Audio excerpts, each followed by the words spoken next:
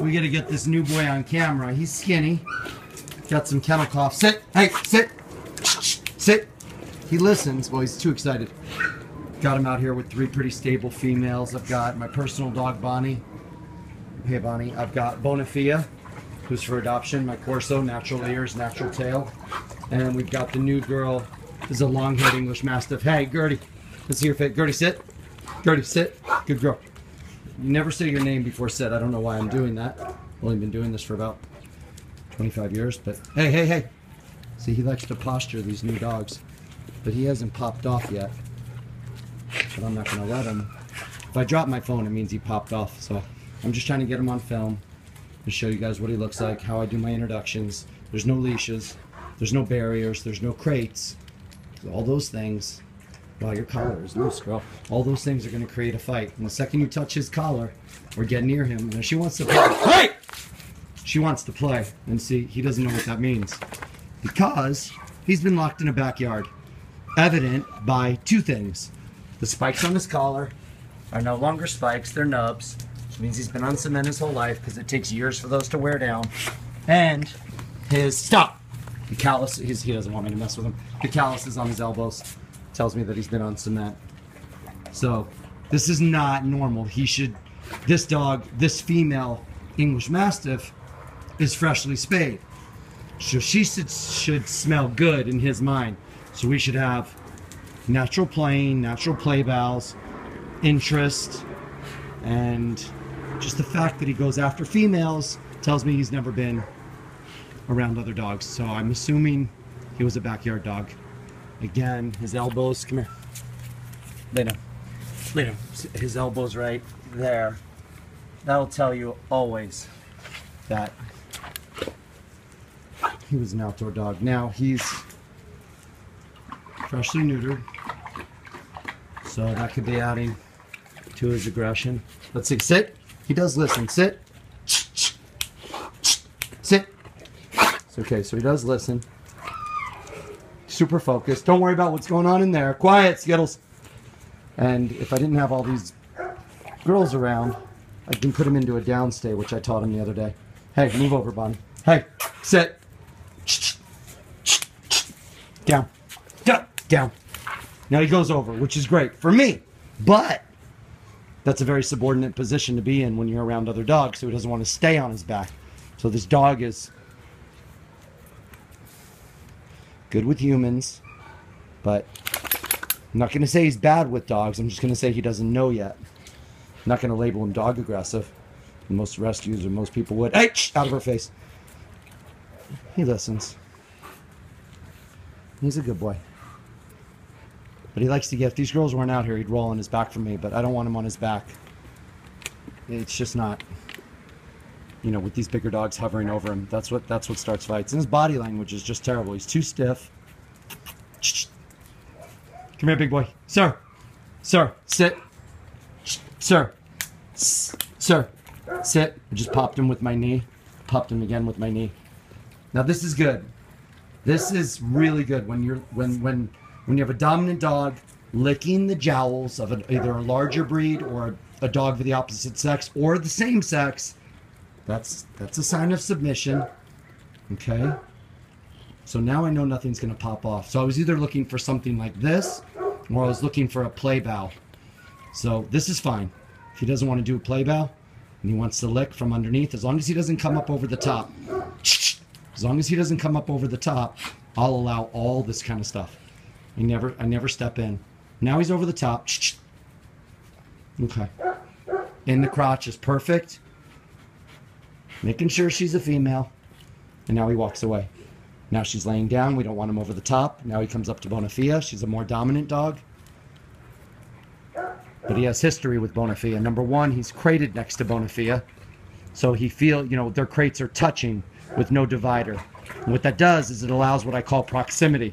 So if he's dog aggressive, but he's segregated by the sides of her crate and his crate, that means all day when I'm not home or anytime he's not out in a play group, he's next to another dog. So he's being trained when I'm not here. Proximity creates it's an anti-dog aggression technique. You crate them next to another dog all day. That becomes their playmate, their soulmate. They don't realize that they're segregated by just the wires. They can lick and smell each other as if they weren't there. Yet when I'm gone, they're safe. I need you guys quiet inside. So with Bonafia, these two are a proven pair already because I've had him a week. But with Bonnie, my personal dog, who's super subordinate, and Gertie, who's also kind of on the shy side, he might pop off, but he won't pop off to Bonafia. So anyway, these are just some techniques you can use. So now let's see if I can put him in a down. No, Bonafia, stay over there. Bonafia, sit. Good girl. All right. So there's 2 Corsos for adoption here, and don't forget Gertie. He's a good boy, but I mean, I'm not putting him with any inexperienced owners, because when I bring Kane out and you see Kane, you see a dog that obviously either A, was socialized, or B, just genetically is friendlier. But this guy, he's always checking out the situation. He always wants to know what's going on. Sir, sit, down, no, down, good boy. And he goes over, which is fantastic. You want, that's unbelievable. It means he'll probably never bite a human. Anytime a dog will go on his back voluntarily for you is one of the most fantastic signs. But with these 3 girls out here, again, I don't want him on his back. It's not natural. Big boy, what are you doing? Sit. Sit. Sit. Super focused. Move my hand. He follows my hand. Okay, now we're going to go with the hand. We're going to go up. We're going to go with the down. Down. He goes over automatically, which is fine. I had to lay into him when he first came in because he was going after all the dogs. I think that's why he's going onto his back. It's not overtraining. It's not being hard on your dog. It's not being harsh. I had to put him in his place a couple of times. There were some knee corrections to his shoulder area and his side area when he was putting his head up over the other dogs, which is going to instigate a fight, which I will not allow here. So these sits now are becoming overs, which over is great, but you know, it's not what I was intending when I was putting him in a down. The over is coming from harsh corrections. Come here, sir, come. He comes when you call him. He knows his new name. And I think he's going to make a great pet. He's definitely going to be a protector. I can tell you that right now. So, anyway, I have to put him away to let some other dogs out. That's your here he is. Look, now they're both in a play stance. Let's see who moves first. Bonnie's going to get involved. I think it's Gertie who he really likes. So, I bet if I put Bonnie away and I put Bonafia away, I bet you he would play with Gertie. Guys, do not corner her. This I won't allow. Now she went into the corner. She wants to be left alone. She's shying away. Okay? We gotta watch a dog's head and their body. You gotta watch their eyes. When their head turns the other way and their eyes stay fixated on the dog, and you have what's called whale eye, and you gotta watch out for that. You never want to see the whites of a dog's eye. That means they don't want to make eye contact, so they're turning their head away, and then they look back, and then you get what's called a whale eye. Let me see if I can catch it.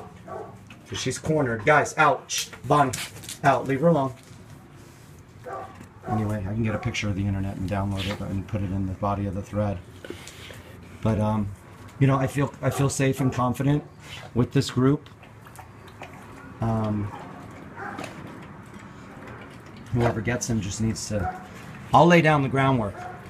I make them dog friendly. It's up to their owners to continually socialize them, take them, have people pet them, make them walk on metal grates, up wooden ramps, on trails, dirt, cement, cobblestone, the white granite rocks, anything that you think might be uncomfortable, dog, you make it comfortable. You take a skateboard, roll it and spin its wheels, make sure he doesn't have any prey drive towards children, turn your shopping carts upside down, rattle those, spin those wheels, attach his leash to a shopping cart, walk down the street, do everything you think. Now he's got whale eye right there, okay? So he's not, okay. He didn't like Bonnie coming up all over him. So he's just getting used to being around dogs. But if you want to counter condition your dog for behaviors like going after shopping carts, going after trash cans, going after your gardener, when the day that your gardener comes, bring your dog up to your gardener, give your gardener a treat to give to your dog, and then that problem is solved. We move on to the next problem. If your dog's barking at a dog outside, walking past the window, Put your dog on a leash and go walk up to that dog and let them meet naturally, the way dogs meet in the wild. The way they meet on the street. They run in packs downtown, 20, 30 dogs at a time in downtown LA. They don't fight. They don't kill each other. They don't lock on for dear life like these genetically modified breeds do. They fucking commingle, exist, they breed, and those puppies become part of the pack. And, you know, we've got people on the streets all over LA pulling these dogs off the street. She's laying down. Get away from her, buddy.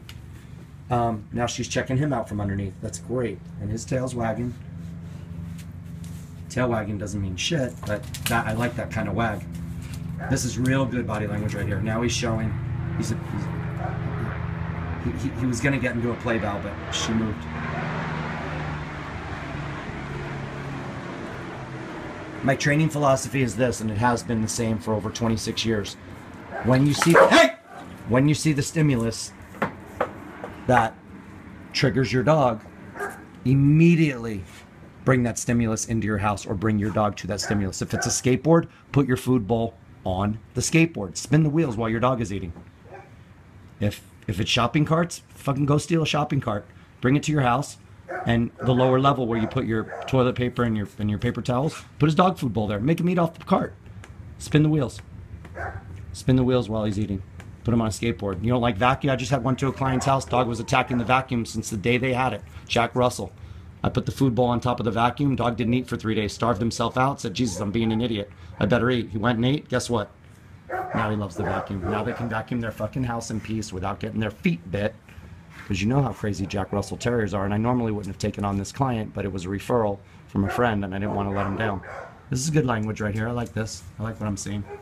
Bonnie's backing up, trying to engage him in play. He doesn't know how, but I'm just going to let her engage. She'll try it from this side. Bonnie likes to be chased. He doesn't know that.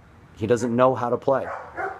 It takes months. Sometimes I have an adopter for him, but sometimes it takes months for these dogs to learn how to play if he hasn't played. She's ready to go. He's not. He's stiff as a board. You go over there and touch his collar, he'll attack her. Just leave him alone. Leave your dogs alone. Now she's about to bark at him. You know, I don't know if you can hear that. She's calling him. She's calling him. She's saying, "Come and get me." Well, he's going to get her, but not in a way that I want him to. Stiff as a board. And by the way, he's neutered. That's just blood, residual blood in his scrotum sac.